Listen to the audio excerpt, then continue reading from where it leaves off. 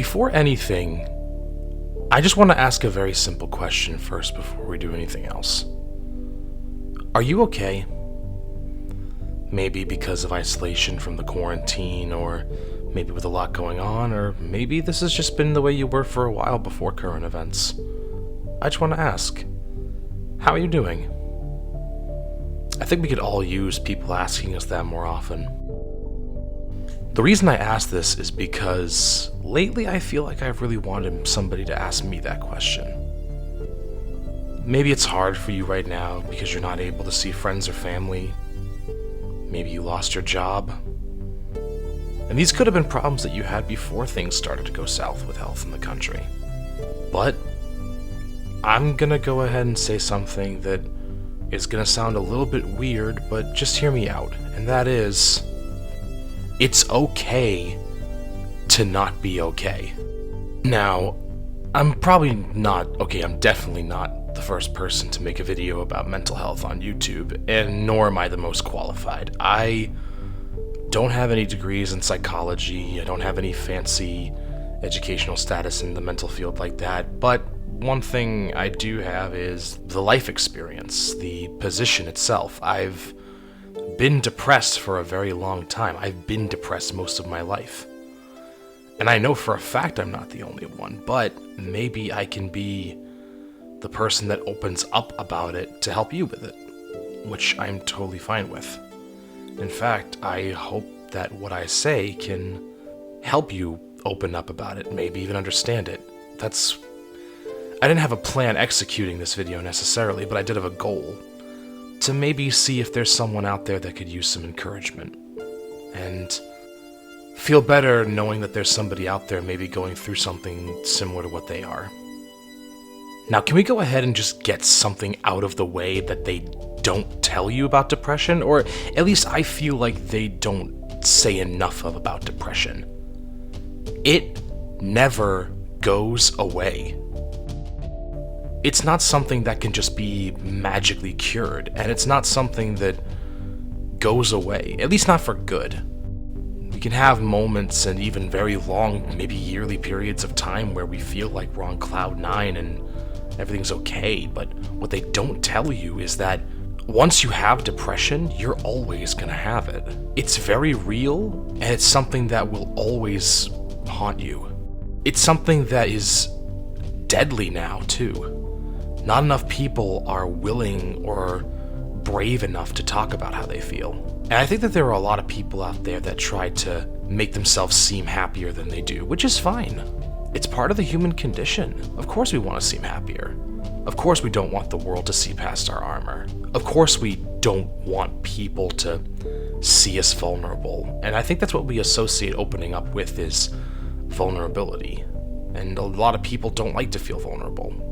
And people don't like to feel vulnerable because we associate vulnerability with weakness. But that's not true. Being vulnerable, choosing to be vulnerable, especially around somebody brand new or somebody that you're not sure if you can trust yet, is extremely brave. But I think that we as people have the wrong perspective on these kinds of things. And that's what impacts our ability to see ourselves and our situations in life in a more positive way and feel better about who we are as an individual.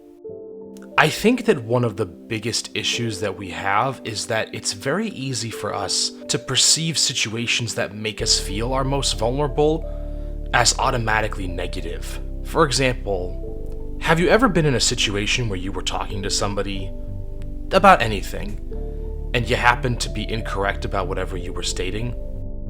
Whether or not the person has malicious intent, their correcting you can automatically make you feel bad. This is part of another problem that we have as people. We associate being wrong with being stupid.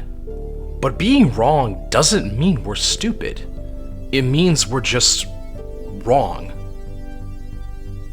Another thing that can help us to feel negative is maybe even your financial state or what you do for work. Maybe because you don't work a fancy job and you don't make six figures, that makes you feel poor.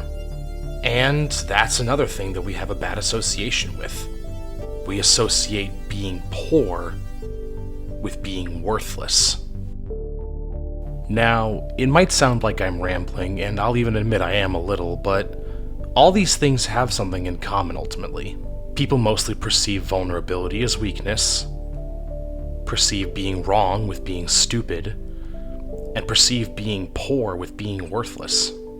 And all of these feelings are intensified when you have depression, because it's very easy to feel all of these things in the simplest of situations. And that's something that not everybody gets told. I'm gonna go ahead and set the record straight for a lot of these things. First of all, being poor does not mean you are worthless.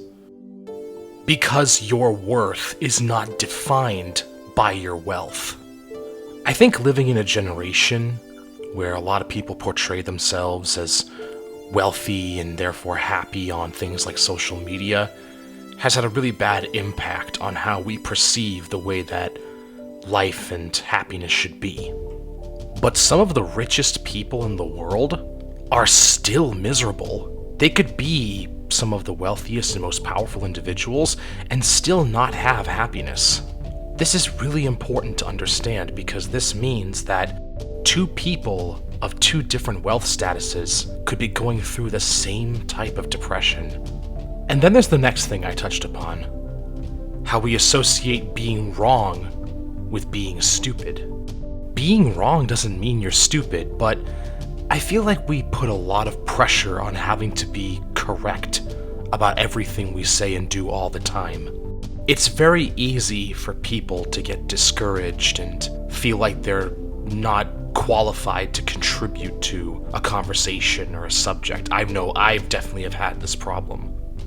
I feel like in order to have a better understanding and a more positive perspective of these situations, we need to stop and remember that this isn't an opportunity that shows we're stupid. It's an opportunity to learn something new. Because being wrong doesn't mean you're stupid, like I said before. It just means you're wrong. Being wrong is not the end of the world. Sometimes the only way we can learn something new is to be wrong. And this all leads up to the original point that I made when I started this section, which is how feeling stupid, or feeling poor, or feeling inadequate, or feeling like we're not good enough in some way, all these things make us feel vulnerable. And I think that a big problem with the way that we perceive vulnerability, as I said before, is that we associate being vulnerable with being weak. And that's really not true, because choosing to be vulnerable, choosing to open up, and choosing to truly share how you feel about something, it takes courage. It takes a lot of guts. It takes strength.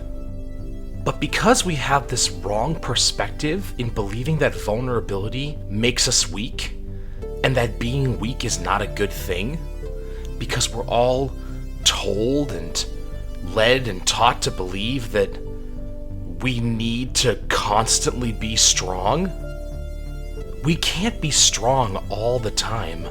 And because we're constantly being told that we have to be, it's when we feel vulnerable and when we feel our weakest, it's the biggest sign that you can be shown as a person that simply says, I need help. This is what brings me back to my original point in the beginning of the video, that it's okay to not be okay. Nobody has the right to tell you how to feel. Nobody has the right to dictate how something makes you feel.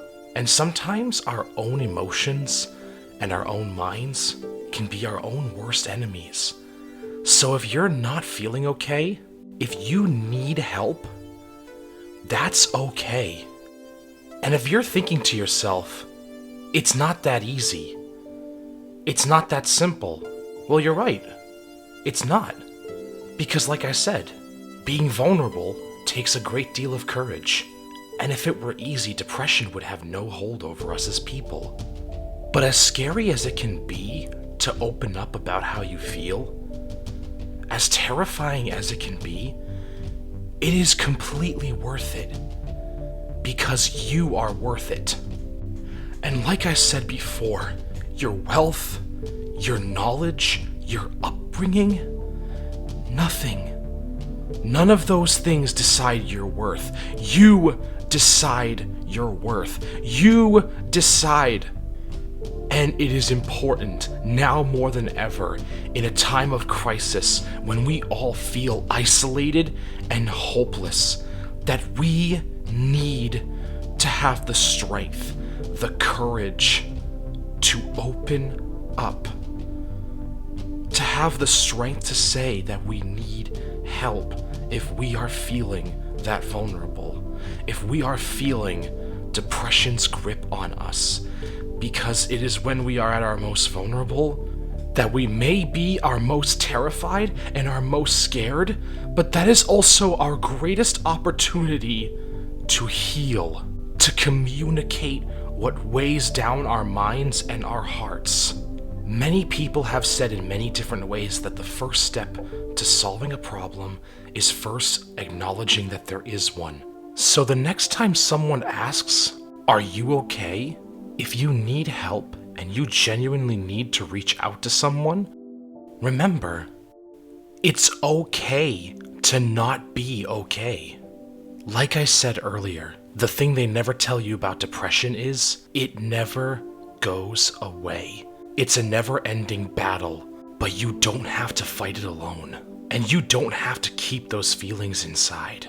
Keeping those thoughts inside can be lethal.